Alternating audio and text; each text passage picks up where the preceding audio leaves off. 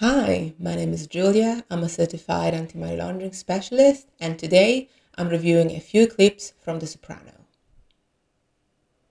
So telecommunications once again fails to disappoint? What's this thing? Telephone calling cards. You find a front man who can get a line of credit. You buy a couple of million units of calling time from a carrier. You become Acme Telephone Card Company. Acme. You're now in the business of selling prepaid calling cards. Immigrants especially, no offense. They're always calling back home to whoever the fuck, and it's expensive, right? You sell thousands of these cards to the greedy pricks, cards at a cut rate. But you bought the bulk time on credit, remember?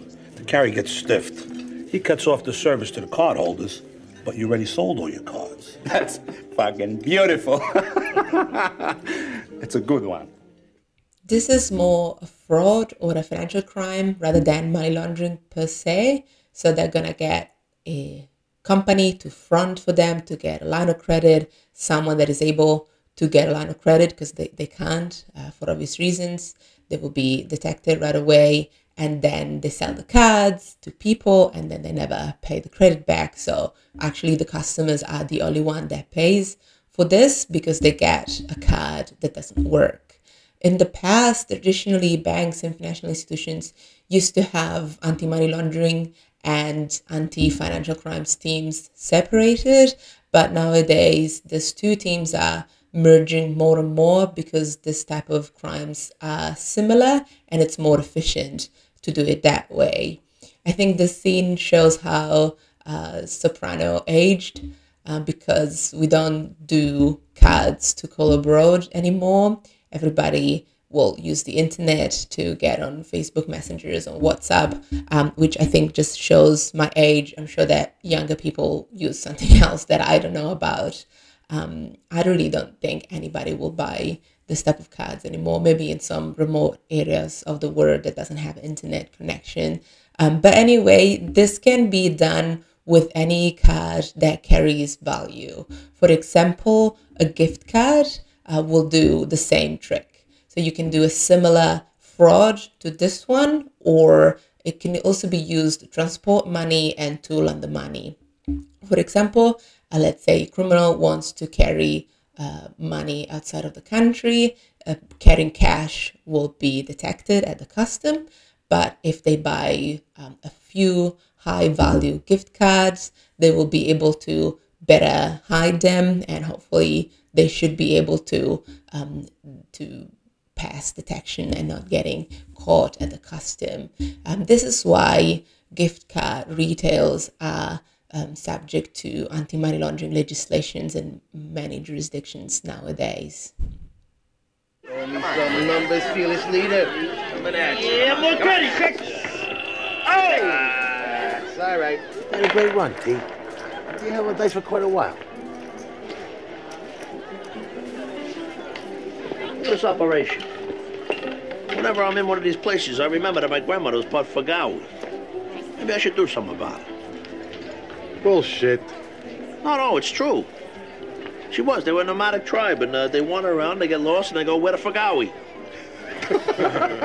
Oh! I see you gentlemen are having a good time. You getting enough to eat? Yeah. Running out of my comps here. Go find Marty. He's on the floor somewhere. Tony, can we talk a minute? Buy you a drink? Yeah, sure. This is a great episode about Christopher's Columbus Day. I'm originally Italian, originally from Italy, and this theme of the Italian-American pride was just so funny for me to watch. At this point of the episode, they trying to mitigate the situation by talking with a well-respected member of the Native American community who happens to be the owner of a casino. And so they go and play at the casino and they have a VIP treatment. This type of VIP treatment, which is all-inclusive, often transportation, food, drinks, accommodation, stuff like that, they are often called junket. And they are run by agency called junket operator that facilitate the relationship between the high roller, which are people that are able to gamble a lot of money, and the casino. And they prepare the trip and they arrange accommodation and other perks and stuff like that. And they get paid a commission by the casino. Some jurisdictions have banned this type of junket operator, junket agreement, because they carry high money laundering risks. First, they put the casino, they expose the casino to high-risk jurisdictions. They bring customers from high-risk jurisdictions. They bring funds from high-risk jurisdictions. And second, they can lend money to the customer through a variety, a chain of international transactions that obscure the origin of the funds. The high rollers, the customer, are encouraged to get the loan from the junket because in that way they only have to pay if they lose the money. Australia has prohibited junket operations after a court case against Crown Resort. During the investigation, it was discovered that Crown Resort was having a relationship with a junket operator even after being made aware that the junket operator had connection with the organized crime. I made another video in which I talk more in depth about this case. Go check it out if you're interested. Any investment advice for ambitious young men such as myself? Buy land, I guess. God ain't making any more of it. That's what Will Rogers said. It's true. My house is worth nearly triple what I paid. Location's the key, right? I mean, otherwise you get stuck with shit. Sometimes there's money and shit. How do you mean? Nothing, I don't know. We're just talking here. Come on. I don't know. Some guy I went to school with, this black guy. We worked one summer for this not-for-profit housing group. Told me about some scam his minister was involved with up in Harlem. I read about this. Fugazi mortgage loans or something, right? Actually, ever hear of HUD?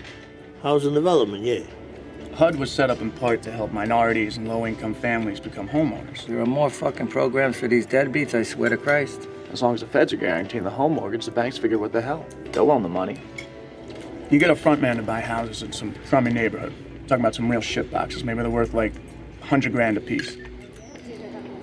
Next, you tie up with some non-profit organization who goes to HUD, says they intend to buy these houses from your stooge. They're gonna convert them to homes for working class blacks, blah, blah, blah. The thing is, though, this guy is Carmela Cassin. At some point, he becomes some sort of financial advisor for the family, and he's explaining a fraud to the housing department. So they're gonna get a house at a low price, and they need someone to front for the purchase, and they're gonna use, it shows later in the show, they use their political connection to facilitate this deal, and then they're gonna get a fake appraisal that inflates the price of the property so that they can make a profit out of this. This could be both a fraud and a money laundering scheme at the same time. This is because the criminal syndicate, they can buy the house with dirty money, and in that way they can acquire a real asset. And with that asset, which is the house, they can do a variety of things. They can renovate it, which again, it helps them to put even more money into the property and entering even more dirty money into the financial system. They can enjoy it, they can live in it, or they can sell it for a profit. Real estate transactions are high risk for money laundering. And because of this reason, many jurisdictions include real estate agents under the scope of AML legislations. Last time I checked, the United States do not do that. Under the United States anti-money laundering legislation, real estate agents are not covered, but this is a minority position. Most countries do cover them as well. 9,900.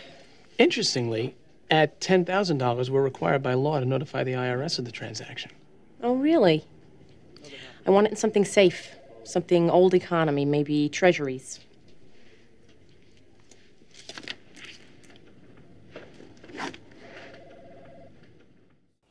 At this point of the show, Carmela is completely fed up with Tony's behavior, with Tony's infidelity. So she gets some money that he was hiding in the bird feeder, and she wants to invest the money for herself, for her future.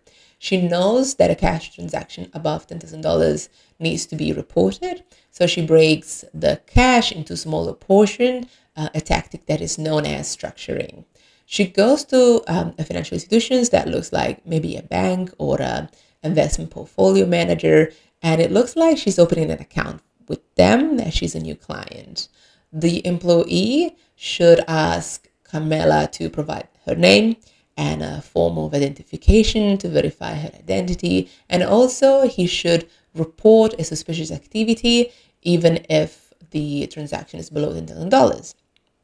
Now, if you put together one red flag, which is that she has cash that is exactly below the threshold, and the other red flag, which is her name. She is a soprano, which is a well-known mafia criminal name in the area. If you put together these two red flags, I would expect the employee to form a suspicion and to report the activity even though it's below $10,000. Maybe she uses her maiden name, or maybe she uses fake IDs. We don't really know. It doesn't show. But this scene looks a little bit off to me.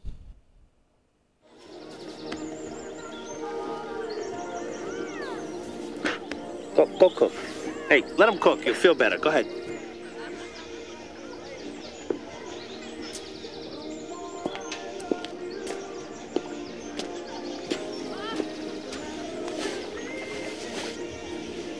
Hey, someday I'll tell him we torched the restaurant. It's the best solution.